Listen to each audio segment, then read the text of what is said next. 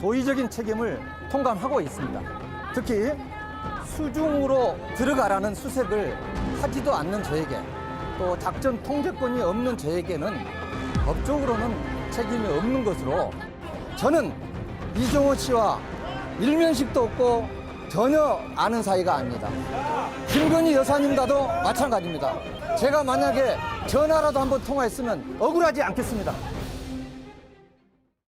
네, 오대영 라이브의 간판 코너 단도직입을 시작하겠습니다. 굉장히 엄중한 사건입니다.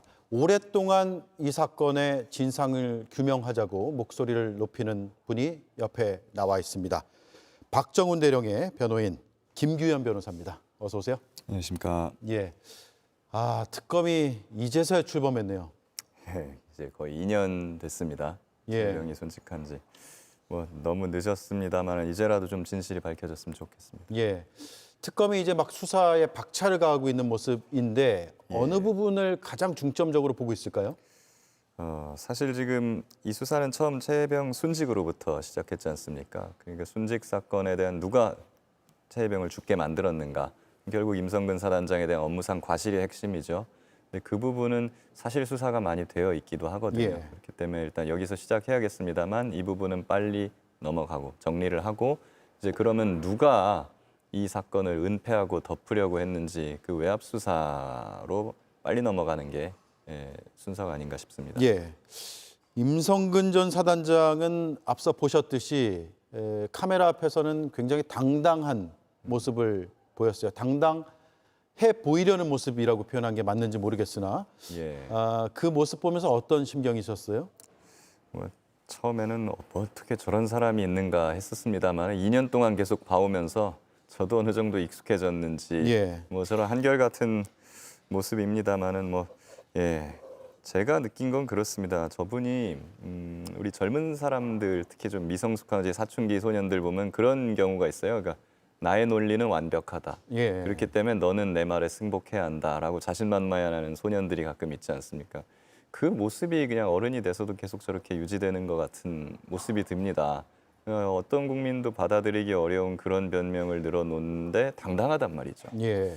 그게 되게 참 괴이하기도 하고 기괴하기도 한데 그런 캐릭터인 것을 어떻게 하겠습니까? 이제 당당하게 그런 달게 사법 처리를 받으시길 바래요. 예. 하지만 본인은 법적 책임은 없다. 네. 도의적 책임은 있을 수 있겠지만 법적 책임은 없다라고 주장을 하고 있거든요. 네. 그에 대해 반박하신다면요? 사실 이미 2년이 지나면서 임성근 사단장이 과연 그때 했던 것들이 다 국민께 알려져 있어요. 사실 국민적 판단은 다 끝난 겁니다. 예를 들면은 안전장비나 이런 것도 없이 부대를 보내버리고 수색 작전을 시키고, 그리고 수색 현장에 자기는 작전 통제권이 없었다고 하는데요. 근데 이 사건은 업무상 과실치사 문제입니다. 작전 통제권이 있든 없든 아무 문제가 되지 않는 사건이에요. 예. 업무상 과실 여부를 판단하는데 본인이 현장에 가가지고 빨리 들어가지 않고 뭐 하느냐, 빨리 수색을 해라 이렇게 다그쳤잖아요. 그렇게 해놓고서 병사가 사망을 했는데 거기에 대해서 자기는 과실이 없다? 이건 참 어느 국민이 이걸 받아들일 수 있겠습니까? 예. 경북경찰청에서 수사심의까지 열어서 예. 결론 내린 것이 특검에서는 전혀 다른 결론이 나올 거로 보고 계세요? 저는 이거는 판단하기가 어렵지 않은 것이고 예. 그렇기 때문에 특검에서는 신속하게 기소가 이루어질 걸로 저는 생각을 하고 있습니다. 네. 경북경찰청에서는 누가 보더라도 외압에 의해서 수사 결과가 왜곡된 것이고, 그리고 그 수사심의위원장을 하셨던 분이 국회 청문회에 나와서 말을 했듯이 한 장짜리 종이를 보고 우리 보고 판단을 하라고 했다. 수사 기록 우리는 보지도 못했다. 이렇게 예. 말씀을 이미 하시지 않았습니까? 그렇기 때문에 순리대로 갈 것으로 봅니다. 네. 임성근 전 사단장은 블랙펄 인베스트먼트 대표인 이종호 씨 모른다. 예. 본 적도 없다. 전직 대통령 부인 모른다. 일면식이 없다라는 주장을 했습니다. 전직 대통령 부인하고 일면식이 없는 여부까지 가기 전에 예. 이종호 씨하고 모르는 사이다. 어떻게 들어야 될까요? 그것은 전 참 이해가 안 되는 부분이에요. 아니 이종호 씨를 임성근 사단장하고 연결시켜줬다는 송호정 씨도 다 본인들이 했다고 하는데 예. 그리고 이종호 씨도 임성근 씨를 안다고 하는데 왜 임성근 씨만 이종호를 모른다고 하는지 참 이해가 되지 않고. 이종호 씨도 임성근 사단장 안다고 지금 얘기하고 있나요? 그러면 저하고 통화를 할 때 예. 뭐 너는 성근이랑 안 만났었냐? 아, 그랬었죠. 아, 막 이런 말을 이제 저한테 했거든요. 그리고 임사단장한테 사표를 내지 말라. 내가 VIP한테 내가 얘기를 하겠다. 이런 얘기를 했다고 하고 송호정 씨 같은 경우에도 우리가 사표를 내지 못하게 한 것이다. 이런 말을 했거든요. 근데 그게 이해가 되지 않고 그리고 국회에 나와서도요. 임성근 전 사단장이 이렇게 말을 해요. 이종호 씨를 아느냐라는 질문을 처음 받고 모릅니다. 이렇게 말합니다. 예. 바로 즉답으로 모릅니다라고 하는데 그것이 저는 너무 이상한 것이 박균택 의원의 질의 때 나왔던 그렇습니다. 건가요? 예. 그 인원은 모릅니다라고 했던. 예, 바로 모릅니다라고 하는데 이종호라는 이름은 임성근이 모를 수가 없습니다. 왜냐하면은 사건 당시 해군 참모총장이 동명이인 이종호입니다. 예. 예. 그 같은 회사 선배죠. 그렇기 때문에 이종호라는 사람을 모를 수가 없어요. 헷갈릴 수는 있어도. 근데 이종호를 아느냐라는 물음에 바로 즉답하면서 모릅니다 이렇게 얘기합니다. 예. 아니 블랙펄 인베스트먼트 이종호라고 얘기하지도 않았어요. 그냥 이종호를 아느냐. 거기에 대해서 해군 참모총장 이종호는 알 거 아니에요. 근데도 모른다 이렇게 얘기하거든요. 뭔가 이상하지 않습니까? 바로 예. 본인은 이종호에 대해서 나는 모른다라고 마치 준비를 해온 것 같은 답을 바로 반사적으로 하는 것 같은 그런 게 있어서 이 진술을 과연 믿을 수 있느냐. 네. 그것도 있습니다. 어제 특검 사무실 앞에 이제 출석하기 전에 들어가기 전이죠. 시민들의 항의도 있었고 또 해병대 예비역 연대에서도 강하게 비판하는 모습들이 있었는데 영상 잠깐 보겠습니다. 아직도 핸드폰 비밀번호는 기억 안 나세요? 네. 시민은 어떻게 들어가냐? 좀 들어보실래요? 좀 들어보세요. 거짓말. 제가 작년 2024년 1월 달에 압수수색을 받았습니다. 제가 포렌식 이런 걸 경험이 없다 보니까 그 다음날 바로 저를 부를 줄 알고 기다렸는데 그게 몇 달 지나간 겁니다. 그래서 제가 그 휴대폰 비밀번호를 모르는 겁니다. 예. 예. 자, 핸드폰 비밀번호 아직도 기억이 안 난다라고 주장을 하고 있어요. 저 말을 정말 국민들이 아니면 뭐 특검이나 법원이 믿어줄 거라고 생각해서 저 말씀을 하시는지 좀 뭐 이해가 되지 않습니다. 근데 뭐 얼마나 중요한 숨기고 싶은 자료가 있길래 예. 저런 허무맹랑한 말을 해가면서까지 저렇게 비밀번호를 모른다고 얘기하는지 저는 그게 참 궁금하기는 해요. 그래서 뭐 비밀번호가 없으면 그걸 포렌식을 못하는지 모르겠습니다만 특검이 최대한 노력해서 그 핸드폰 비밀번호를 꼭 풀어줬으면 하는 바람이 좀 있습니다. 저렇게 그 임성근 사단장은 자기 사건도 아닌 항명 사건에도 굉장히 많은 의견서, 굉장히 두꺼운 의견서를 수시로 막 보내오거든요. 본인을 변호하는. 그런 사람이 그렇게 철두철미하게 준비하고 메모하고 기록하는 사람이 예. 자기 핸드폰의 비밀번호는 모른다? 그것을 어느 누가 납득하겠습니까? 예. 자, 비밀번호 기억나지 않는다. 이거 뭐 다른 사건에서도 피의자들한테 많이 들었던 내용인데 지금 특검에서는 비밀번호 해독과 포렌식 절차를 진행하기 위해서 대검찰청에 일단 넘기겠다. 휴대전화 실물을 넘기겠다는 것이죠. 그걸 포렌식해서 풀 수도 있으니까요. 못 풀 가능성도 있지만. 자, 그런데 저렇게 많은 주장들과 반박을 하고는 들어가서는 정작 진술 거부권을 썼다고 하더라고요. 그렇습니다. 저는 참 그것도 특이했던 것이 보통 진술을 거부했다는 것이 이제 수사기관, 사법기관의 브리핑이나 이런 걸 통해서 나오기 마련인데 예. 임성근 사단장은 본인이 조사를 끝내고 나와가지고 언론 앞에서 스스로 나는 일부는 진술 거부를 했다. 선택적 진술 거부는 피의자의 권리다 이렇게 당당하게 얘기를 하거든요. 예. 그것도 참 괴이하기 짝이 없는 행태였다. 본인은 죄가 없고 당당하다고 하는데 그런데 왜 진술을 거부합니까? 그게 뭐 앞뒤가 말이 안 맞는 것 아니겠습니까? 예. 자, 잠깐만요. 속보가 하나 들어왔네요. 이재명 대통령이 김민석 국무총리 후보자였죠. 국회에서 인준됐습니다. 인준 즉시 임명안에 대해서 재가했다고 합니다. 즉 이제는 김민석 국무총리 후보자에서 김민석 국무총리가 됐고 임명하는 즉시 임기가 시작되기 때문에 바로 국무총리의 직무에 들어갈 것으로 보입니다.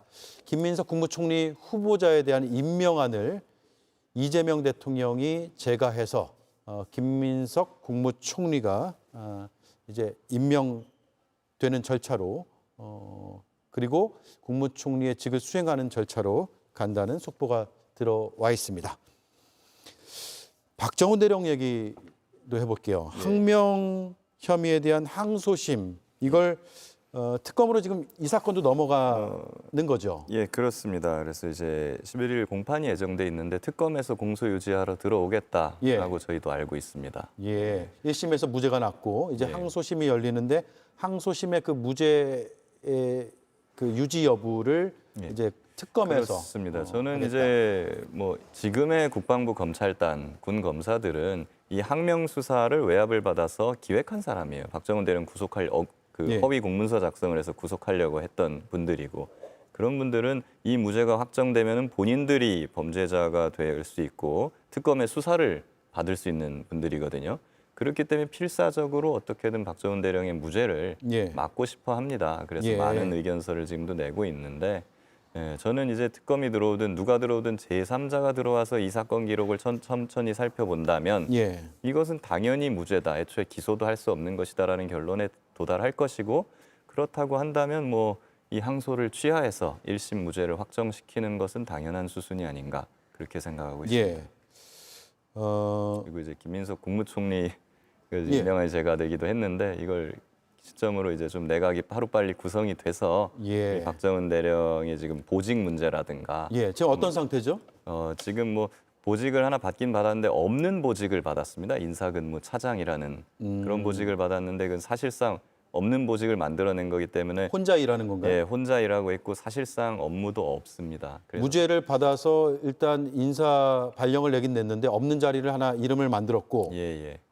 아무런 뭐 부하 직원이랑 함께 일할 수 있는 사람이 없이 혼자만 예, 있는 직책만 있지 예. 업무는 없고 사실상 보직 해임됐을 때랑 거의 유사한 상태로 지금 계속 진행이 되고 있다. 예. 그렇기 때문에 복직이 제대로 된 복직이 빨리 이루어져야 하는 상황이고요. 그래서 내각이 빨리 구성되고 국방부나 이런 데서도 이제 장차관부터 해서 빨리 임명이 돼가지고 이 문제가 좀 빨리 조속히 정리되기를 바라고 있습니다. 예.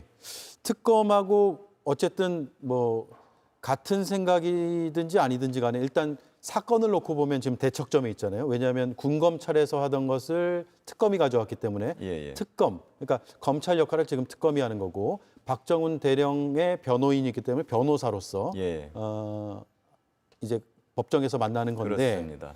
그러면 뭐 특검 예, 특별검사를 하더라도 이제 검사는 객관 의무가 있거든요. 그렇기 때문에 검사는 객관적으로 사건을 판단해서 이것이 죄가 되지 않는다고 판단하면 무죄 구형도 해야 할 의무가 있고 예. 항소 취하도 해야 할 의무가 있습니다. 예, 항소 취하 가능성도 지금으로서 열려 있고 그렇습니다. 무죄 구형을 할 수도 있고요. 예, 법원에 예, 요청하는 그런 절차로 이어질 수도 있고 예, 그건 다 열려 그렇습니다. 있네요. 예. 지금 의견서는 계속 내고 계시는 예, 거고요. 그래서 특검이 뭐 사건을 살펴보면 자연히 그런 결론에 이를 거라고 생각합니다. 예. 자, 그리고 삼부 토건 얘기로 좀 넘어가 볼게요. 삼부 토건 그 삼부 체크하고도 굉장히 지난해 이슈도 됐고 뉴스 됐고 의혹도 굉장히 커져 있는 상황에서 오늘 드디어 이제서야 삼부 예. 토건 압수수색을 했는데 정작 가 보니까 본사는 3일 전에 종로구로 또 이사를 했다라고 하더라고요. 물론 이사한 것도 압수수색을 하긴 했지만 저런 거 보면 뭔가 특검 출범 이후에 빠르게 움직인 거 아닌가라는 의심도 들어요. 물론 사실관계를 따져봐야겠지만 예. 이런 모습을 어떻게 봐야 될지 저 삼부 체크하고라는 그 의혹 제기의 중심에 있었던 인물로서 어떻게 평가하십니까? 예, 그 뭐 일종의 증거인멸 행위로밖에 판단할 수 없는 것인데 예, 저런 행위를 하면 할수록 이제 외부에서 보기에는 뭔가 죄를 저질렀구나라는 인식을 오히려 지금 이렇게 매를 버는 그런 행위를 하고 있는 것이 아닌가 싶습니다. 물론 이제 2년이라는 시간이 지났기 때문에 많은 증거들이 사라지고 뭐 이제 수사가 많이 힘들어질 수는 있겠습니다만은 저는 김건희 특검이 이 압수수색을 최초로 이제 진행한 것이 도이치모터스 주가 조작 사건에 대해서도 상당한 증거를 이번에 확보를 서울고검 때 하지 않았습니까? 예. 그거에 이어서 삼부토건에 대해서도 그러면 그거에 탄력을 받아서 뭔가 자신감을 가지고 이제 수사에 착수하려는 것이 아니냐 저는 그렇게 보고 있어서 뭐 일단은 많이 지켜보고 또 응원하는 입장입니다. 네. 삼부 토건과 관련된 내용도 꽤 알고 계시니까 특검에서 요청한다면 가서 수사에 도움이 될 수 있는 진술을 좀 해줄 생각도 있으세요? 그럼요. 저는 이제 공수처에 제보를 했을 때도 뭐 이 관련된 진술이나 자료 제공했습니다마는 시간 많이 지났으니까 혹시 또 특검에서 요청이 온다면 가서 다시 한번 그걸 정리해주고 제가 아는 거 수사에 최대한 협조할 예정입니다. 예. 저 3부 의혹도 결국은 정점에는 전직 대통령 부인이 있다고 판단하세요? 그렇죠. 그 삼부 토건이 아무런 해외 사업 경력이 없는데 갑자기 우크라이나 재건 사업에 유수의 대기업, 훨씬 큰 대기업들과 같이 들어간단 말입니다. 그러고 주가가 갑자기 5배나 뛰었다가 결국에 이제 다시 원점으로 돌아오지요. 그리고 거기에 이제 많은 이제 주가 조작 세력들이 연관되어 있었고 이득을 취했다는 보도도 이미 나온 바 있고요. 그렇다면은 삼부 토건이 자체적으로 우크라이나 그런 사업에 참여했을 수 있을 리는 없고 예. 누군가가 권력이 작용했다고밖에 볼 수 없는 것인데 그거를 할 수 있을 만한 사람은 저는 뭐 김건희 여사밖에 없지 않나 그렇게 예. 생각합니다. 알겠습니다. 오늘 여기까지 듣죠. 최혜병 순직 2년이 이제 곧 되죠. 예, 7월 19일이면 2주기가 됩니다. 예. 이제서야 뒤늦게 특검이 출범했습니다. 이제라도 진상이 좀 낱낱이 밝혀지기를 아마 시청자들도 다 바라고 있을 것 같습니다. 고수 최수근 해병이 이제 2주기인데 이제는 좀 편안하게 눈을 감았으면 좋겠습니다. 네. 그리고 박정훈 대령도 빨리 제자리로 돌아오길 바랍니다. 예. 지켜보죠. 예, 고맙습니다. 감사합니다. 네, 지금까지 김규현 변호사였습니다.